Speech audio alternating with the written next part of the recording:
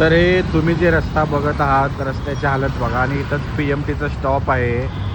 लोकांनी त्या गाणीत बसायचं का सांगा प्रवास करताना. आणि हे बघा PMT थांबलेले आहे असं. तर चौकाची अवस्था आहे. पुणे महानगरपालिका काय झोपा काढत आहे का काय करत आहे. तर हा रस्ता बघा किती घाण आहे. पाणी असंच रोडला साचत आहे. लोकांना फुटपाथवरून जाताना ह्या अवस्थेमधून जावं लागत आहे. हे बघा. आणि इथं गाड्या बघा. आणि मी फक्त इथं गाडी लावली होती.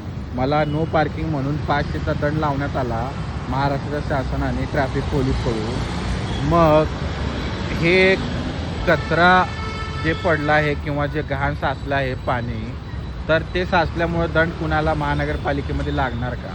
का फक्त सामान्य जनतेवरती अन्य अत्याचार होणार? टॅक्स भरून GST भरून आपली ही अवस्था आहे. मग नुसतं असे आम्हाला रस्ते भेटणार का? तर आपण जे मागं व्हिडिओ काढला होता ते सुधारणा बघा किती छान सुधारणा आहे. आणि हे लोक बिचारे टॅक्स भरून यांना काही प्रश्न विचारत नाही ते कुणाला. आणि ही अवस्था बघा. इथं स्टॉप आहे PMTचा आणि घाण बघा. इथून शाळेचे लेकरं येत जात आहेत.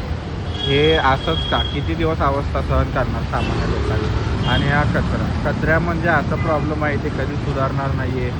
हे पहिले पाढे 55 चालू आहे. तर हे मी जे वारंवार व्हिडिओ टाकले होते 2-3दा त्या स्पॉटवरती आलेला आहे. आणि हे बघा महापालिकेची कारवाई बघा.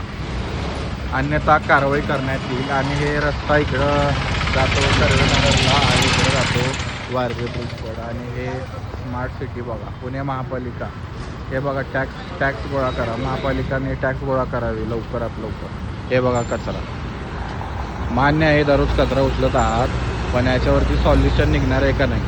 का असंच हा रोडचा कचरा टाकण्यासाठी असतो का? रोड चालण्यासाठी, गाडी वापरण्यासाठी, गाडी नेण्यासाठी, का हा कचरा टाकण्यासाठी असतो? हे बघा शाळेचे लेकरं. हे दयनीय अवस्था आहे बघा. जे मच्छर माशा आहे ते कोणतर आजारी पडणार नाही का? डेंग्यू नाही होणार का?